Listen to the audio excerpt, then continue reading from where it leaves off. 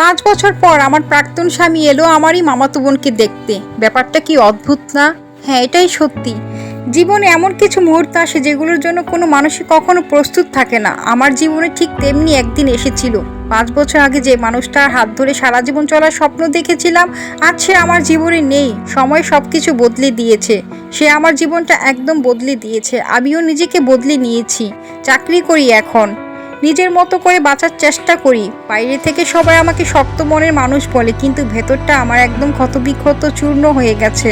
সেগুলো আর কাউকে বোঝাতে পারবো না। সেগুলো সময়ের সঙ্গে শুকিয়ে যায় ঠিকই, কিন্তু দাগগুলো থেকে যায়। সেদিন বিকালে মামা হঠাৎ করে আমাকে বলল, সিথি, তোর মামাতো বোনকে আজকে পাত্রপক্ষ দেখতে আসবে, তোর মামির সাথে কিছুটা সাহায্য করিস। আমি বললাম, মামা ঠিক আছে। তারপর মামির কাছে গিয়ে সকল রকমের নাস্তা তৈরি করে ফেললাম।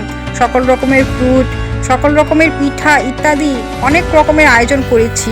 মামি আর আমি হাতে হাতে সব কিছু তৈরি করে ফেলেছি। তারপর মামা আমাকে ডেকে বলল, পাত্রপক্ষের সামনে গিয়ে বস। আমি বললাম, ঠিক আছে মামা। আমি একদমই স্বাভাবিক হয়ে উঠলাম। ভাবলাম বাড়ির অতিথি এসেছে, গিয়ে একটু কথা বলি, গিয়ে একটু সামনে বসি। কিন্তু ড্রয়িং রুমের দরজার সামনে দাঁড়িয়ে আমার পুরো পৃথিবীটা যেন থেমে গেল। সামনে বসে আছে সেই মানুষটা, আমার সেই প্রাক্তন স্বামী। হঠাৎ মনে হলো, কি হয়েছে, কে এসেছে? বুকের ভেতরটা কেউ যেন শক্ত করে চেপে ধরেছে। শ্বাস নিতে কষ্ট হচ্ছিল। 5 বছর আগে আবার 5 বছর পরে একই রকম মানুষটা আমার সামনে বসে আছে সোফার মধ্যে। সে এসেছে আমারই মামাতো বোনকে দেখতে। সবাই খুব স্বাভাবিকই গল্প করছিল। কেউ জানিই না এই ঘরে দুজন মানুষের মধ্যে একসময় কত শত স্মৃতি ছিল, কত শত কথা ছিল। আমি নিজেকে সামনে নিলাম, মনে মনে বললাম, না, আজ আমাকে দুর্বল হওয়া যাবে না। মামি আমাকে নাস্তার ট্রেটা এগিয়ে দিয়ে বলল, সিথি, নাস্তার ট্রেটা দিয়ে আসো টি টেবিলের মধ্যে। আমি তারপর মামির হাত থেকে নাস্তাটা নিয়ে ধীরে ধীরে তার সামনে গেলাম।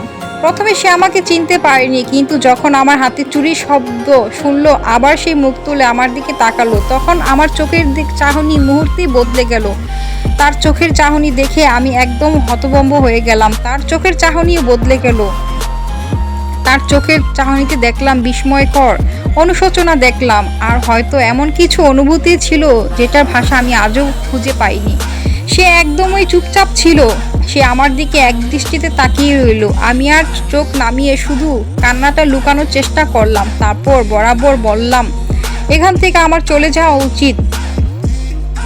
তারপর পাশের রুমে চলে গেলাম। মামি আমাকে ডেকে বলল, সিথি, আরও কিছু নাস্তা রয়েছে, সেগুলো ট্রেতে দিয়ে আসো। তারপর ট্রেতে করে আমি টি টেবিলের উপর রেখে আসলাম। আসার সময় দেখি সোফার মধ্যে বসে আছে, আর সবাই বলাবলি করতে লাগলো, সেই হচ্ছে পাত্র।